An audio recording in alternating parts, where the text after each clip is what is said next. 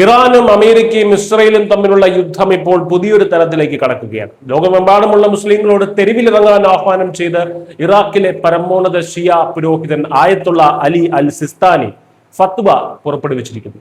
ഇതോടെ പശ്ചിമേഷ്യയിലെ സൈനിക പോരാട്ടം ലോകത്തിന്റെ മറ്റു ഭാഗങ്ങളിലേക്കും പടരുമെന്ന ആശങ്ക ശക്തമായി.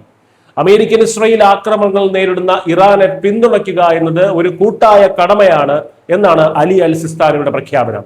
ഇസ്ലാമിക നിയമങ്ങൾ സംരക്ഷിക്കാനും ഇറാന് ഐക്യദാർഢ്യം പ്രഖ്യാപിക്കാനും തെരുവുകളിലും പൊതുവിടങ്ങളിലും മുസ്ലിങ്ങൾ ഒത്തുകൂടണം എന്ന് അദ്ദേഹം ആവശ്യപ്പെട്ടു. ആയത്തുള്ള അലി ഖമേനിയുടെ മരണത്തിന് ശേഷം ലോകമെമ്പാടുമുള്ള ദശലക്ഷക്കണക്കിന് ഷിയ വിശ്വാസികൾക്കിടയിൽ ഏറ്റവും ഉയർന്ന അധികാരവും സ്വാധീനവുമുള്ള നേതാവാണ് സിസ്താനി. ശത്രുക്കളുടെ ഗൂഢാലോചനകളെ ചെറുക്കാൻ വലിയൊരു ജനകീയ മുന്നേറ്റം അനിവാര്യമാണെന്നാണ് അദ്ദേഹത്തിന്റെ നിലപാട്. സിസ്താനിയുടെ വാക്കുകൾക്ക് ഇറാഖിലും മറ്റിടങ്ങളിലുമുള്ള സ്വാധീനം ഒട്ടും തന്നെ ചെറുതല്ല.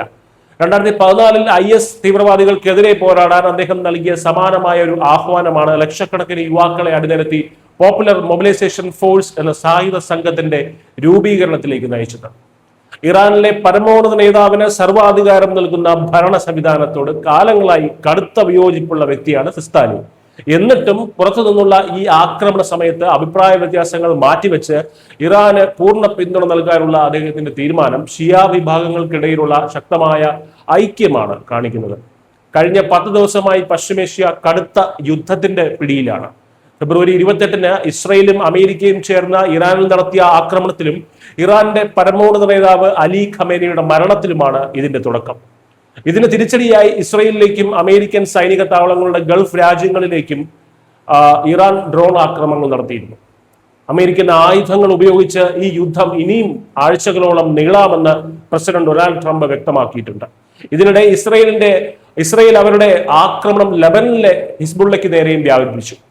അമേരിക്കൻ പൗരന്മാരോട് ഇസ്രയേൽ ഉൾപ്പെടെയുള്ള രാജ്യങ്ങൾ അടിയന്തരമായി വിട്ടുപോകാൻ നിർദ്ദേശം നൽകിയത് സാഹചര്യത്തിന്റെ തീവ്രത വ്യക്തമാക്കുന്നു. ഖമേനിയുടെ മരണത്തിന് പകരം ചോദിക്കുമെന്ന് ഇറാൻ പ്രഖ്യാപിച്ചതിന് പിന്നാലെയാണ് ഇപ്പോൾ ഇറാഖിൽ നിന്നുള്ള ഈ ശക്തമായ ജനകീയ ആഹ്വാനം കൂടി വരുന്നത്. ഒരു വശത്ത് ഇസ്രയേലും അമേരിക്കയും ആക്രമണം കടുപ്പിക്കുമ്പോൾ മറുവശത്ത് ലോകമെമ്പാടുമുള്ള മുസ്ലിങ്ങളോട് തെരുവിലിറങ്ങാൻ ആവശ്യപ്പെടുന്നതിലൂടെ ഈ യുദ്ധം പശ്ചിമേഷ്യയുടെ അതിർത്തികൾ ഭേദിക്കുകയാണ്. സമാധാന ചർച്ചകൾക്കുള്ള വാതിലുകൾ അടയുമ്പോൾ ലോകം മുഴുവൻ മറ്റൊരു വലിയ യുദ്ധമുഖമായി മാറ്റാനുള്ള ചിലരുടെ ശ്രമങ്ങൾ തന്നെയാണ് നമ്മളിപ്പോൾ സാക്ഷ്യം വഹിക്കുന്നത്. News desk.